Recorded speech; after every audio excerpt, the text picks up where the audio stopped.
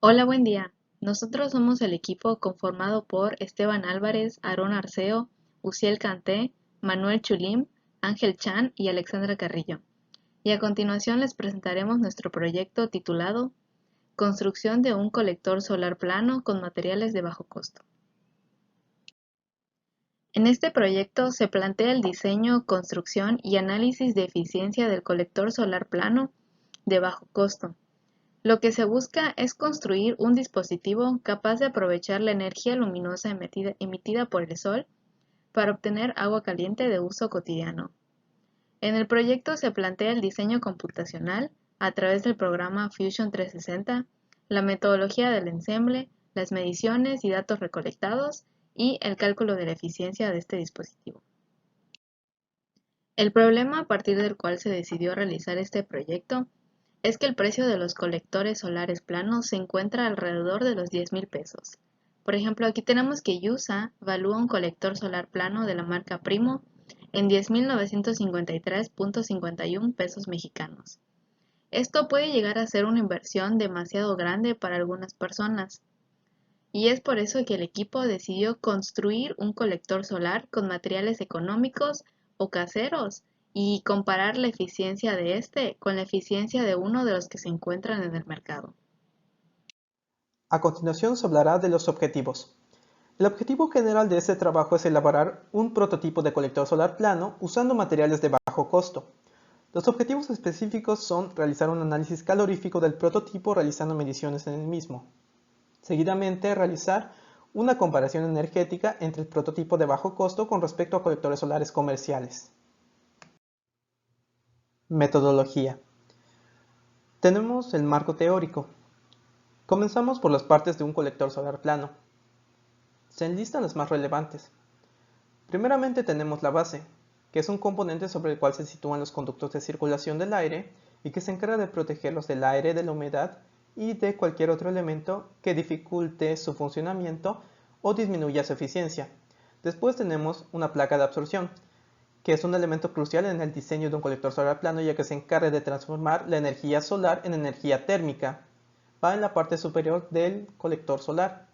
Después tenemos la placa de cubierta, que es una lámina transparente que cumple con la función de dejar pasar la radiación solar y retener la radiación infrarroja al interior del colector, creando un efecto invernadero.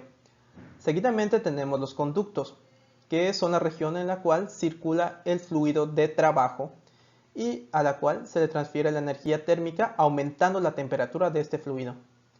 Tenemos después los aislantes que se encuentran en la parte inferior y a los costados del colector solar plano y se encargan de evitar las pérdidas de calor en estas zonas. Suelen ser materiales con una resistencia a altas temperaturas y con una baja conductividad térmica. Tenemos por último el tanque de almacenamiento, que puede ser de dos tipos, el cerrado y el abierto. Es cerrado si el fluido de trabajo que se encuentra al interior del colector solar plano pasa por un intercambiador de calor, transfiriendo esta energía térmica al agua que se encuentra al interior del tanque. Y es abierto si el fluido de trabajo que se encuentra en el colector solar plano, agua, es la que es llevada al tanque y después utilizada. A continuación se hablará del cálculo de la eficiencia.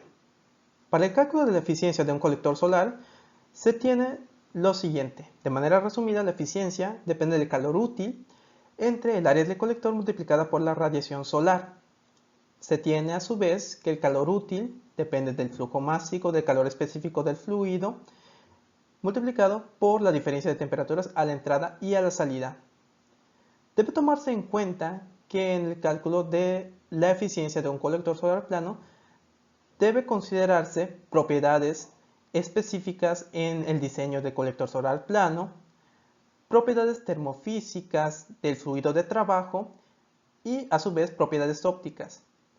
No puede dejarse de lado que se toman en cuenta parámetros ambientales, tales como la radiación solar. A continuación se hablará de trabajos previos similares y en concordancia con los objetivos del presente trabajo.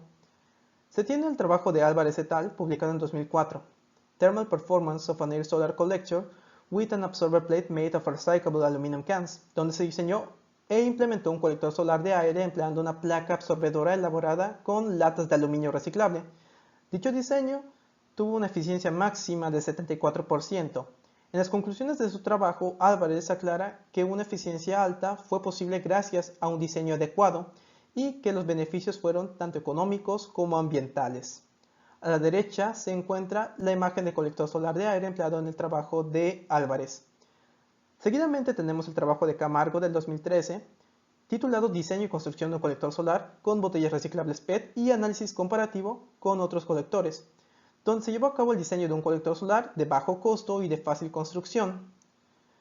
Se conectó en paralelo con un colector solar comercial y se obtuvo lo siguiente: la eficiencia promedio del colector solar de PET fue de 34% y se alcanzó una temperatura promedio de salida de 42 grados Celsius. Por otra parte, el colector solar plano tuvo una eficiencia de 45% y una temperatura promedio de salida de 50 grados Celsius. A la derecha se encuentra el colector solar de botellas PET empleado en el estudio de Camargo. En las conclusiones de este trabajo se especificó que las temperaturas no fueron lo suficientemente altas, pero al menos estaban dentro del rango que permitía aplicaciones cotidianas. Se presenta el diseño desarmado del colector solar plano, en el que se muestran los componentes principales utilizados para su construcción. Incluye 15 tubos, 2 marcos de madera, un marco de unicel, una placa base de lámina galvanizada, una placa de unicel y un conjunto de tornillos y conexiones. Se muestra el primer modelo que se generó para la construcción del sistema, que incluye un tubo de conexión para fluido a baja temperatura, uno para alta temperatura y el tanque de almacenamiento aislado térmicamente. Este modelo contiene conexiones con codos de 45 y 90 grados, que representan pérdidas de energía innecesarias para el fluido de trabajo. Es por ello que se presenta un segundo modelo en el que se corrigen las pérdidas locales del modelo anterior. Y este incluye mangueras flexibles, una válvula de desagüe para el tanque de almacenamiento y la reducción de codos. Ahora se simula la transferencia de calor en el sistema al establecer las condiciones de frontera de los datos conocidos como la temperatura ambiente y la temperatura máxima del fluido de trabajo. Se ha simplificado el modelo de varias maneras para facilitar el cálculo del análisis térmico debido a su complejidad, y estos han sido sus resultados. Pues ahora, en cuanto a la construcción del prototipo diseñado, pues primero que nada tenemos la siguiente tabla de materiales, costos y cantidades usadas. Podemos ver pues la cantidad que se usó de cada tipo de material que tenemos aquí como concepto, el precio unitario de cada uno y pues el precio total que se tuvo de los comprados en total. Y pues al final tuvimos un costo de 1,0899 centavos. Pues no, realmente algunas cosas de esa tabla pues no se usaron al completo, como por ejemplo la cinta masking, pues obviamente no la usamos toda, o los clavos de madera, no los usamos todos. Pero en general las cuestiones que son conectores, tubos de PVC y codos, este tipo de cosas que son de tubería, sí se usaron en su mayoría. En cuanto a la construcción ya del prototipo, pues primero que nada se cortaron la lámina, se cortó al tamaño deseado, también se cortaron los tubos al tamaño deseado, también las varillas de madera que usamos, que eran de 2.5 centímetros de alto por 5 centímetros de ancho, también se cortaron esto para hacer el marco. Cabe destacar que una de las varillas de 5 centímetros se cortó a la mitad, a 2.5, para poder hacer este marco un poco más delgado. Este marco más que nada fue para pues darle rigidez al armado, y que esta lámina no se estuviera pandeando o moviendo, y que estuviera rígida, bien, bien firme. Una vez ya teniendo cortados los materiales, primero que nada se procedió al armado de la sección de la circulación del fluido, ¿no? Que es toda esta parte de los tubos. Para esto usamos, pues, como se puede observar, un tubo de 3/4 de pulgada de color negro.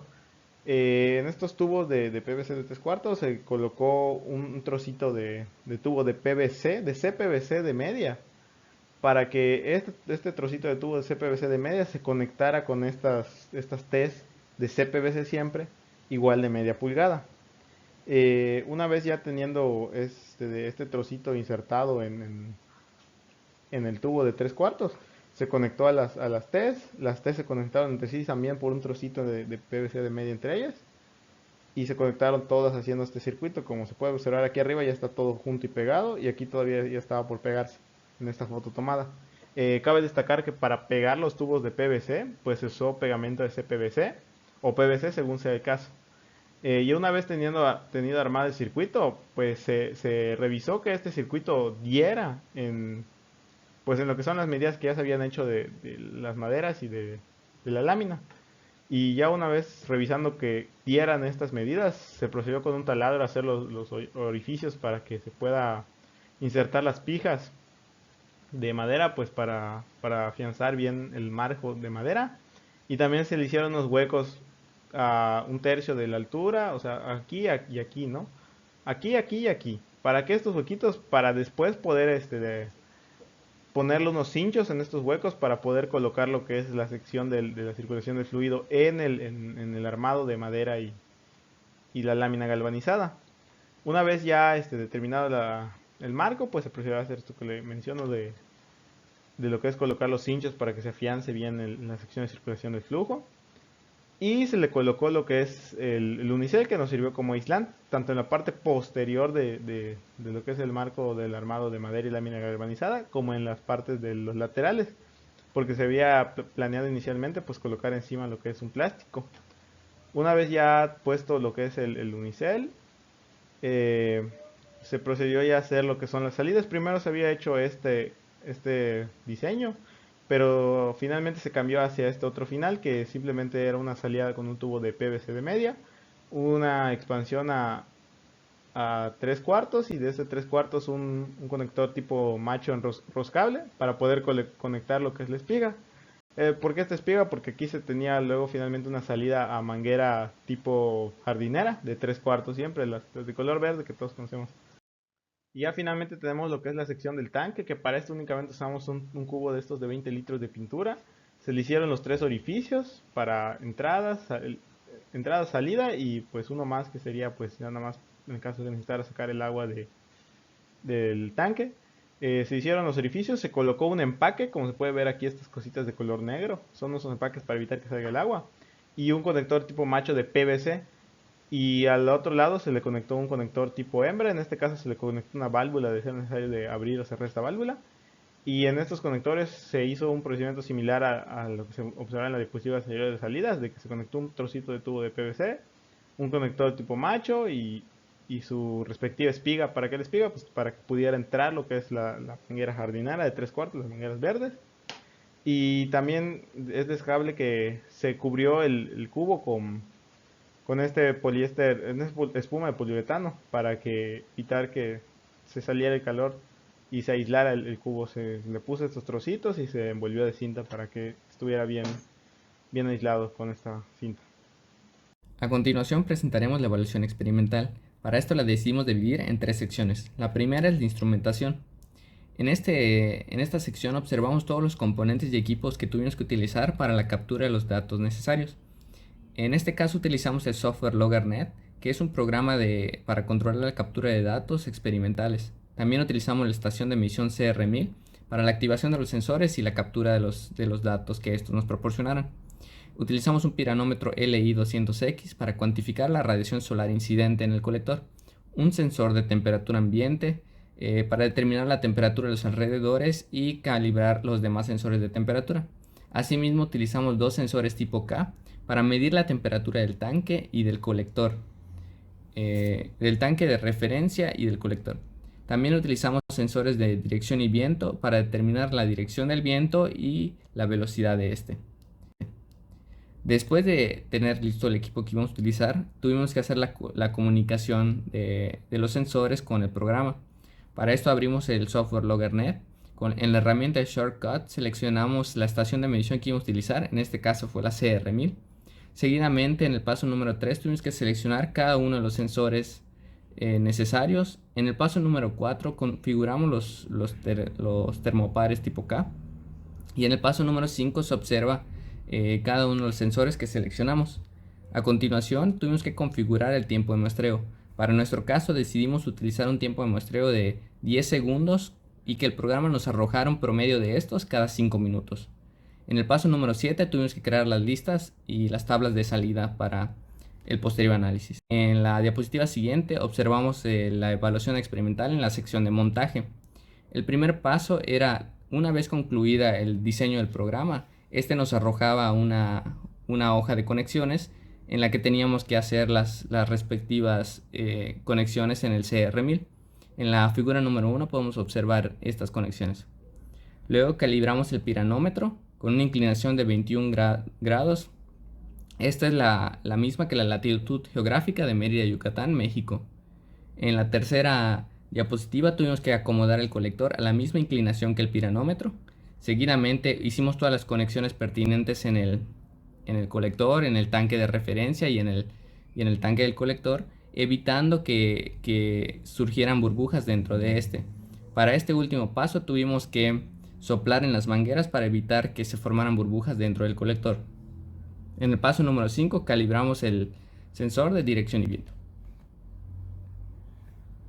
Para cada día de medición se obtiene el siguiente conjunto de datos que incluye la fecha y hora de medición, el número de medición, la temperatura ambiente promedio, la irradiancia promedio, la velocidad del viento promedio, la temperatura del tanque promedio y finalmente la temperatura de referencia promedio. Las siguientes dos gráficas representan la irradiancia medida con el piranómetro. Se observan dos comportamientos distintos y esto es debido a que las condiciones climáticas eran distintas. Para el 1 de enero se encontraba un cielo despejado y esto se puede observar en la forma de la gráfica, que es simétrico con respecto a las 12 del día y su comportamiento es típico para estos días. En comparación, el 2 de enero se encuentra una gráfica errática en la que hay picos, valles y crestas debido a la intermitencia de la radiación solar. A continuación se presentan las gráficas relacionadas con las temperaturas medidas, a saber, la temperatura ambiente, la temperatura del tanque de referencia y la temperatura del tanque de almacenamiento, tanto para el 1 como para el 2 de diciembre. En el 1 de diciembre se puede observar que la temperatura máxima alcanzada fue de 46.13 grados Celsius, mientras que para el 2 de diciembre se obtuvo una temperatura máxima de 38.16 grados Celsius. Para el primero, esta se obtuvo a las 12:30 horas, mientras que para el segundo a las 15:20 horas. Y esto es debido justamente a las condiciones climáticas características de cada día. Podemos observar que sin importar si el día estaba nublado o soleado, se obtuvo que la temperatura del tanque de almacenamiento fue superior a la de referencia en todo momento. Para el cálculo de la eficiencia térmica se consideraron los datos obtenidos el 1 de diciembre de 10:00 horas a 14:00 horas.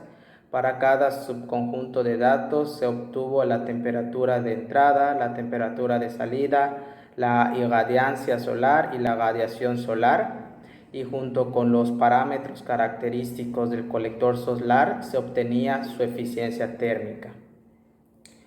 Sin duda se obtuvieron resultados erróneos y estos se filtraron, obteniéndose el subconjunto que se muestra en la tabla.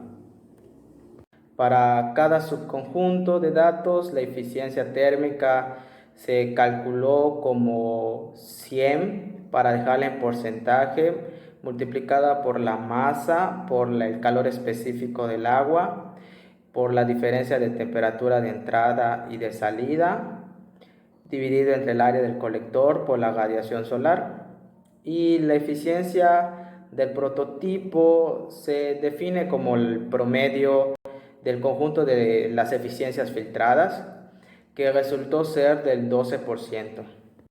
Se presenta la comparación con el sistema comercial, específicamente el sistema termosifónico natural Prestige fabricado por ESTEC Renovables. que tiene un 62% de eficiencia a comparación del colector solar plano de bajo costo, el cual construimos y obtuvo un 12% de eficiencia para la misma diferencia de temperaturas de 20 grados centígrados. Y esta es la curva del fabricante utilizada. La eficiencia del colector podría aumentar al corregir ciertos errores que se cometieron al momento de construir el colector solar. La primera mejora que se podría hacer es pintar todos los conductos por donde pasa el fluido de negro, para que la emisividad aumente y así se absorba la mayor cantidad de radiación posible. En este caso se observa que se pintaron las mangueras, pero no se pintaron las T's y por ahí también pasa el fluido. Otra mejora sería que la base sea forrada con un material que sea reflejante, por ejemplo como papel aluminio, para que así toda la luz que no incide directamente en los tubos, sino que pasa a la base, sea reflejada de nuevo hacia los tubos y así se aproveche mejor la luz que incide. También en este caso el tanque de almacenamiento fue aislado con pequeños bloques de unicel y con cinta. Lo que pasa es que entre cada bloque de unicel hay espacios vacíos en los cuales se tienen pérdidas de calor. Entonces, para evitar esto, se sugiere aislarlo con una tela aislante, porque así ya no se tendrían espacios vacíos y por lo tanto no se tendrían pérdidas de calor. También en la imagen se observa que la salida del agua fría hacia el colector se encuentra en un costado. En realidad se recomienda o debería ser que esta salida se encuentre justo en la parte inferior del tanque de almacenamiento. Y también se ve que la salida de agua fría y la entrada de agua caliente se encuentran muy próximas, por lo que la manguera de agua caliente se encuentra muy curvada. Esto pone una resistencia al fluido que pasa por ahí y eso se quiere evitar a toda costa porque en el circuito no se cuenta con una bomba que empuje al fluido. El agua caliente simplemente sube por la diferencia de densidades. Al terminar con todo el proceso de diseño, construcción, medición y análisis, llegamos a las siguientes conclusiones. Primero, que el diseño y la construcción fueron el mayor reto de todo el proyecto, debido a la búsqueda de materiales que sean los adecuados, que sean económicos, que puedan entrar dentro del presupuesto establecido y sobre todo que cumplan la función que se requiere que hagan dentro del colector. También porque se requirió conseguir y aprender a usar diferentes herramientas y accesorios para toda la parte del ensamble.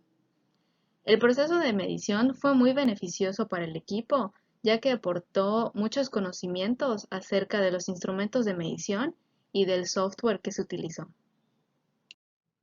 La mayor temperatura que alcanzó el agua dentro del tanque de almacenamiento fue de 43.13 grados centígrados, mientras que en ese mismo instante el agua dentro del tanque de referencia se encontraba a 24.33 grados centígrados. Esto nos da un diferencial de temperatura de aproximadamente 22 grados centígrados, lo cual nos demuestra que efectivamente el fluido estaba circulando a través del colector debido al efecto termosifónico. Se calculó una eficiencia del 12% utilizando los datos del día con menor nubosidad. Se considera que este valor para la eficiencia se podría aumentar al realizar las mejoras mencionadas anteriormente y al utilizar materiales más adecuados para el colector, pero esto sería a costa de una mayor inversión, por lo que esto ya no entraría como una opción económica como se planteó al inicio del proyecto. A continuación se muestra la bibliografía utilizada para la investigación y realización de este proyecto y eso sería todo por nuestra parte. Muchas gracias.